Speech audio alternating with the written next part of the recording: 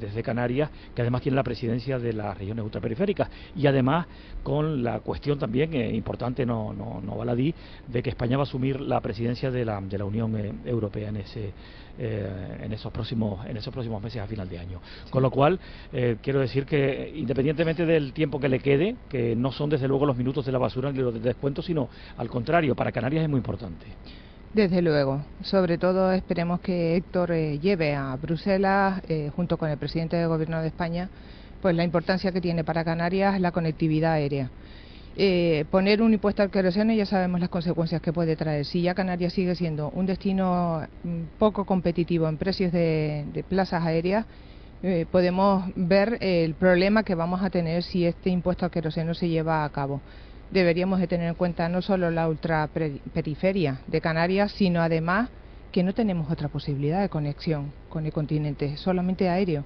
Por lo tanto, quizás otros destinos turísticos dentro de la península tienen muchas más posibilidades. Nosotros solo tenemos uno y sería un castigo tremendo para nosotros. Ya es difícil mantener el tipo con lo que tenemos ahora, como para agravarlo todavía mucho más. Esperemos que Héctor, el ministro aquí haga un buen papel y defienda los intereses de Canarias en global y al final el sector turístico que tanto lo vamos a sufrir. No será desde luego porque no conozca la realidad del turismo en Canarias.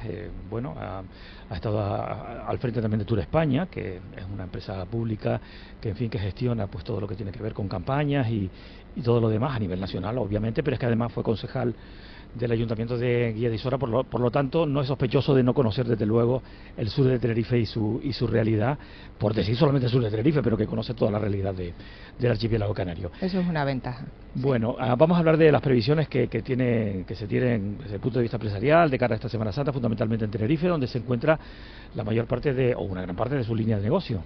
Sí, nosotros estamos, la verdad, que contentos. La previsión de ocupaciones roza el 80%, quizás en los últimos momentos probablemente suba algo más ese porcentaje, porque siempre tendemos a esperar a ver las previsiones del tiempo. Si hace calorcito me está apeteciendo más. Yo animo a los canarios que quieran moverse entre islas o sencillamente a los que sean del norte de la isla de Tenerife y quieren bajar al sur de vacaciones o al Puerto de la Cruz, que no esperen mucho más, porque estamos teniendo índices de ocupaciones bastante importantes, así que los animo a no esperar al último minuto. Y aunque no haya calor, aunque haya un poco de fresquito, siempre se agradece cambiar de aire, los que sean, ¿verdad? En el sur siempre hace calor, incluso en invierno. Incluso en invierno, sí. Y con paciencia en la carretera. Ahora hablamos de esa cuestión que también es importante, pero no de ahora de la Semana Santa, sino de algo que es permanente. Sí. ¿Se mantienen los precios de la temporada de invierno? ¿O como ha habido en algunos años, se hacen ofertas para estos días? ¿Cómo lo gestionan? De momento estamos viendo una tendencia de que no hay muchas ofertas. Es verdad que el índice de gastos que tenemos dentro de nuestro sector turístico no nos permite hacer esas alegrías de oferta que se hacían en otros años. Estamos viendo unas ocupaciones relativamente buenas con un precio razonable. Hemos podido subir un porcentaje pequeño en nuestros precios, pero también es verdad que los gastos han subido, se han triplicado. Entonces, ahora mismo las empresas lo que estamos intentando es mantener el índice de gastos y no sacar demasiadas ofertas, porque si no perderíamos dinero. Pero siempre hay alguna, no para Semana Santa, como es obvio, sí para después, que suele bajar bastante la ocupación, o ya empieza en mayo principalmente, aunque las ocupaciones no están mal, pero también es debido a que hemos sacado algunas ofertas, porque ya empiezan otros mercados competitivos y a abrir, y entonces hay que espabilar un poco. ¿En qué porcentaje han aumentado los precios del sector turístico con respecto a 2019? Bueno, nosotros hemos visto un incremento entre un 7 y un 8% el precio en tarifa, sobre todo en tarifa de tour operación, que son los que más nos están trayendo los clientes. En cambio, el precio o el gasto en general nos ha subido más de un 20%.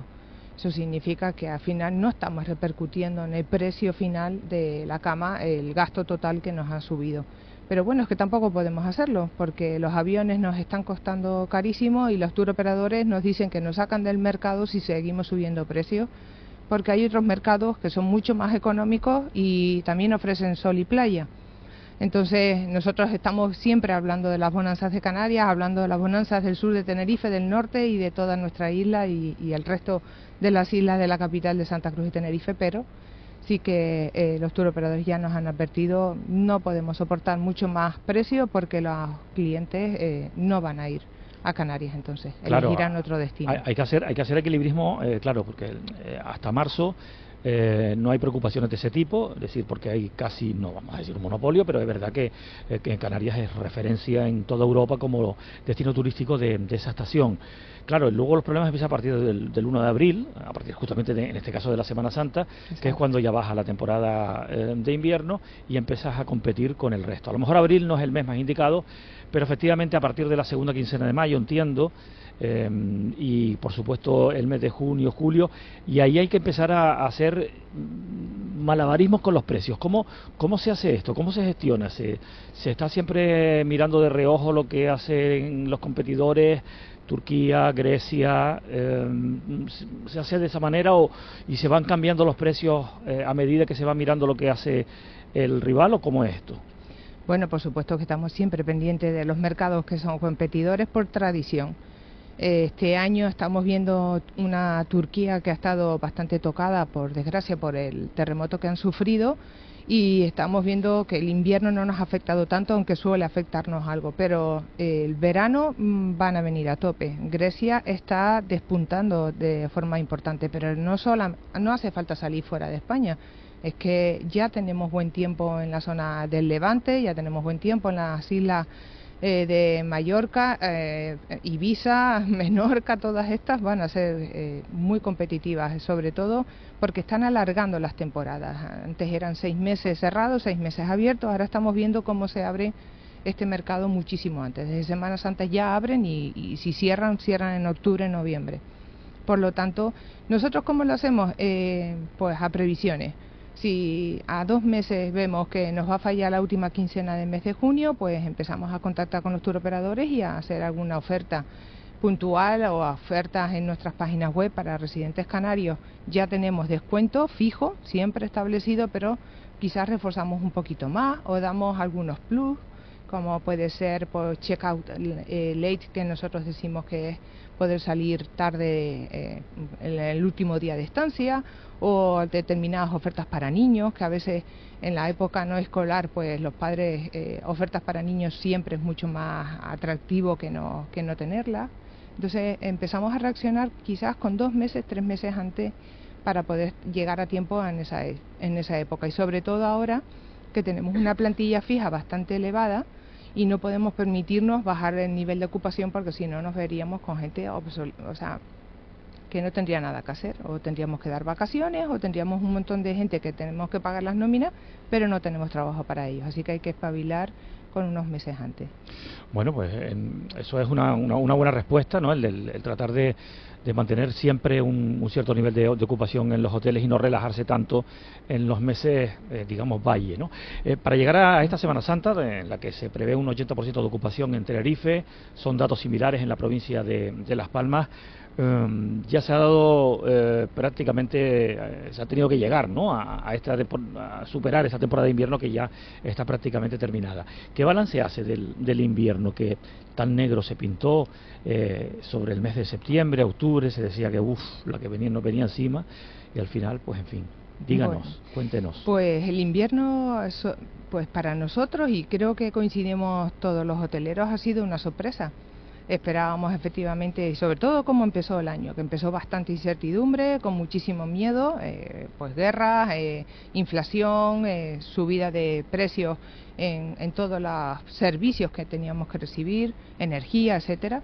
Pero hemos visto una actitud, sobre todo en los británicos, que no entendemos todavía. Intentamos sacar conclusiones de si por qué los británicos, a pesar de todo lo que están sufriendo ellos mismos económicamente, no han abandonado sus vacaciones, y creemos que tienen un saldo de ahorro importantísimo de la pandemia, que ahora valoran como algo que la vida hay que vivirla, que hay que disfrutarla y tienen que salir. Por lo tanto, el invierno lo terminamos fantásticamente bien con respecto a nuestras propias previsiones. Lógicamente podíamos mejorar también, pero estamos muy contentos. Hemos empezado esta temporada, ahora que seguimos en temporada de invierno, en la contratación se llama temporada de invierno hasta mayo, pero para nosotros ya es la primavera, y seguimos con unas ocupaciones de británicos principalmente, que es nuestro mercado fantástico. Alemania se está abriendo, es verdad que ahora con esta huelga, que esperemos que dure poco, se está abriendo bastante, está empezando a recuperarse el turismo alemán y bueno, y así poco a poco, abriendo otros pequeños mercados, porque aunque son mercados importantes no están viniendo en la cantidad que nosotros necesitamos, seguimos dependiendo mucho de británicos y esperando al peninsular que venga en verano, que es para nosotros estratégico. Por eso estamos muy preocupados con las noticias que puedan venir con respecto a nuestra conectividad. Son noticias de momento, pero no son realidades. Las realidades son otra cuestión. Usted dice que la inflación pues ha pasado de alguna forma desapercibida para el turista. Hablaba sobre todo del cliente británico, que usted cree, o ustedes creen, que tiene que ver con el ahorro. Pero los ahorros, como usted sabe, se acaban, salvo para algunas personas privilegiadas. ¿Usted cree que es eso? ¿O quizá también haya alguna influencia del vamos a vivir por ahora, aunque sea tirando de crédito, porque no se sabe lo que va a pasar el año que viene? Bueno, yo creo sinceramente que a pesar de que sí, que el ahorro se termina, los británicos han dicho vamos a vivir la vida.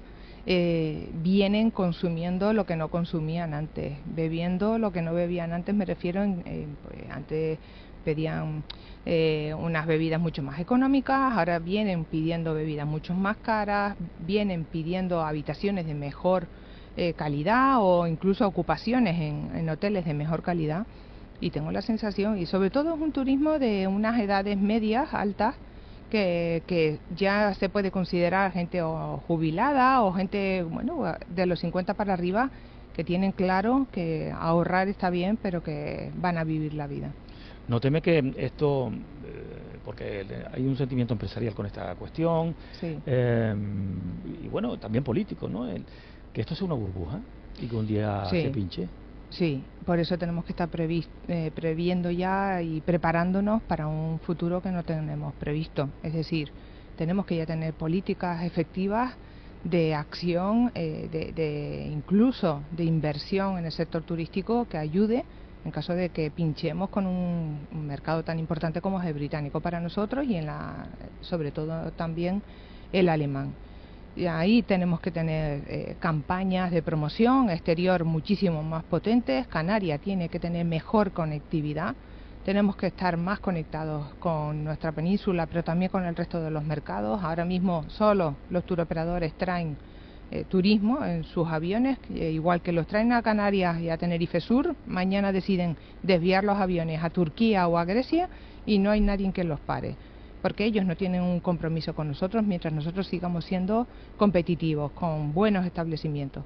Así que sí, tenemos que prepararnos y tenemos que dar algo más que no solo buenos establecimientos. Tenemos que dar un destino de calidad, un destino que esté preparado para circulación, para carreteras, para aeropuertos, que ahora mismo están masificados y con unas condiciones que no se merece para nada. Por ejemplo, Tenerife Sur, el Reina Sofía, no se merece el aeropuerto, la calidad en la que está ahora, a pesar de la pequeña inversión que se hizo en la nueva terminal, no es suficiente, hay que invertir muchísimo más.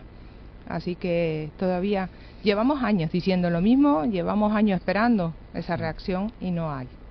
¿Recuerda alguna, sí, suponiendo que esto pudiera ser una burbuja, que ojalá no, alguna situación parecida en el turismo, de que de repente había en fin, un sobreconsumo, un incremento muy notable de turistas y de repente se paró sin contar la pandemia, que la pandemia fue por unas circunstancias concretas? Me refiero a eso, ¿no? Que hay un exceso de consumo, un exceso de alegría, digamos, de gasto, y que al final pues eso termina pinchando y deja un montón de gente que estaba planificando no sé, infraestructuras, por ejemplo, reformas o simplemente salarios, y al final se quedó pues prácticamente con la mesa servida sin poder servirla. ¿Recuerda algo de esto? Bueno, yo creo que en la crisis del 2008-2009 pasó algo parecido, en esa crisis económica que tanto nos castigó. El turismo fue el único sector que quizás tiró del carro de la economía canaria, porque no lo sufrió tanto como el sector de la construcción, el sector primario. Y sí, ahí cayeron muchísimas empresas y no pudieron volver a remontar. Ahora, después de de la pandemia hemos visto como muchas empresas han tenido que cerrar y no han vuelto a abrir, sobre todo empresas de autónomos, empresas pequeñas, y ahora estamos viendo pues que en determinados sectores nos está afectando en el turismo. Cuando queremos, por ejemplo, renovar nuestros establecimientos, no estamos encontrando empresas competitivas en el sector de la construcción, en el sentido de empresas de fontanería, empresas de electricidad, más allá de las 4 o 5 que han sobrevivido. O sea, tenemos ahí un problema.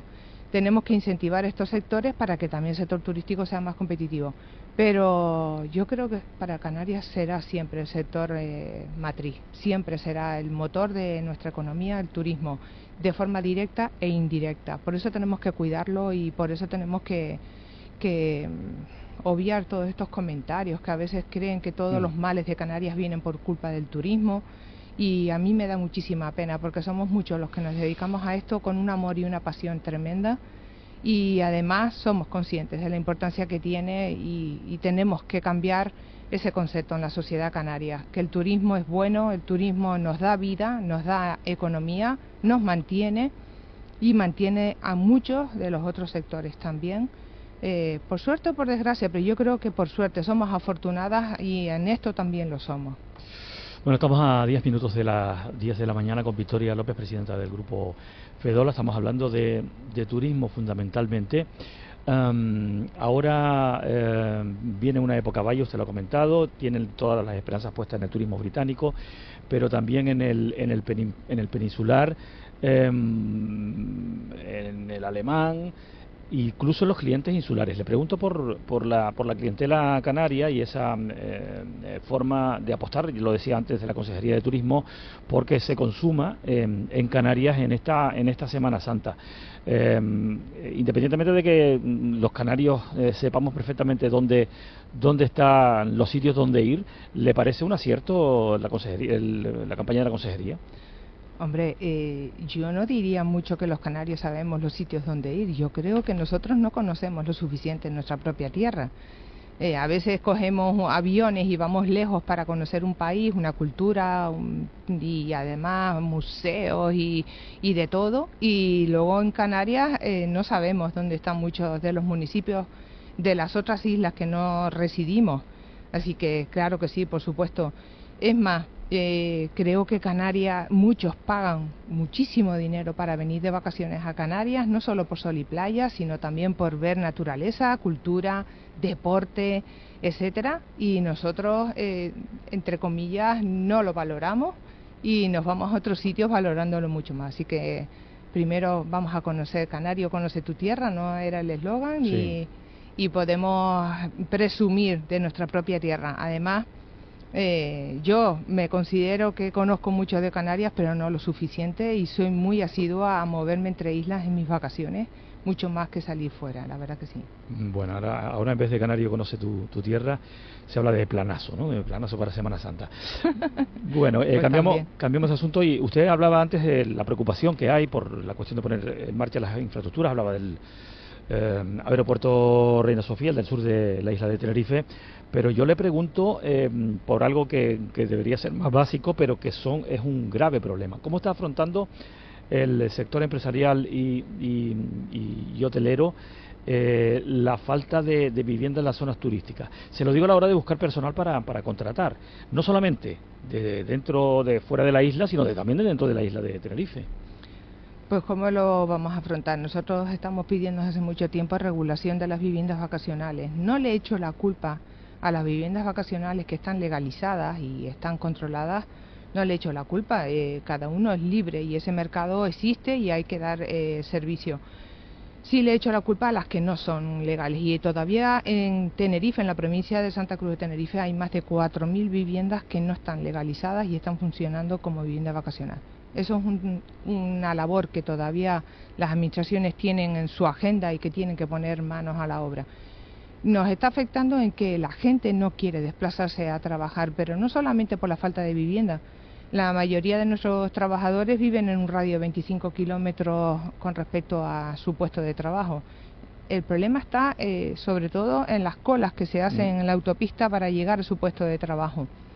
Nosotros estamos propiciando pues la vivienda dentro de nuestros propios establecimientos, dando habitaciones para que nuestros camareros, camareras, gente que tiene la vivienda muy lejos y no pueda desplazarse, pueda vivir con nosotros los 5 días, de los 7 días de la semana, los 5 días que tiene que trabajar.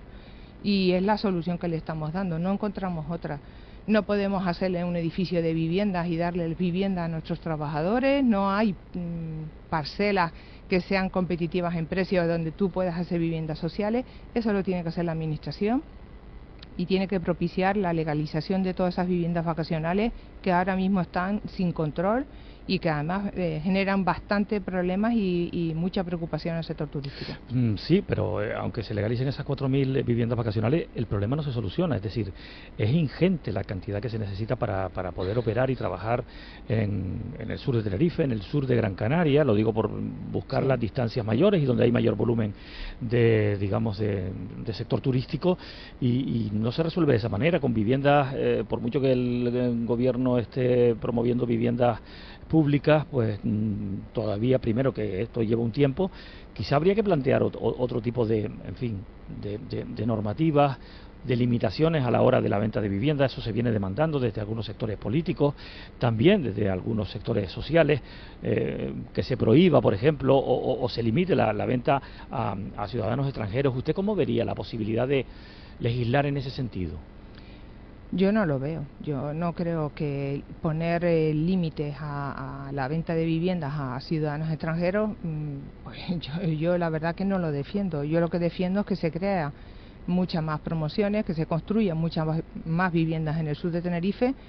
Para eso necesitamos una burocracia mucho más agilizada, mucho más rápida y no tan en incertidumbre también, porque hoy en día hasta una parcela urbana en la que quieras hacer un edificio no tienes garantizado ni con la licencia en la mano de que puedas hacerla, porque todo se paraliza, todo se para, todo es una protesta. Entonces yo no veo limitar la compra de viviendas en extranjeros. De hecho, yo no creo que sea ese el problema. Primero que nada, los extranjeros que compran aquí suelen comprar viviendas que no están asequibles a nuestros trabajadores del sector turístico, suelen ser viviendas de alto standing, de unos precios muy elevados, y no es el objetivo de nuestros trabajadores. Y las viviendas pequeñas, bueno, pues esas son las que tenemos que controlar, sobre todo las que sí que estarían accesibles y que debemos de controlar para que no se conviertan en viviendas vacacionales ilegales y que aquí no haga nadie nada. Pero yo no veo para nada limitarlo, desde luego.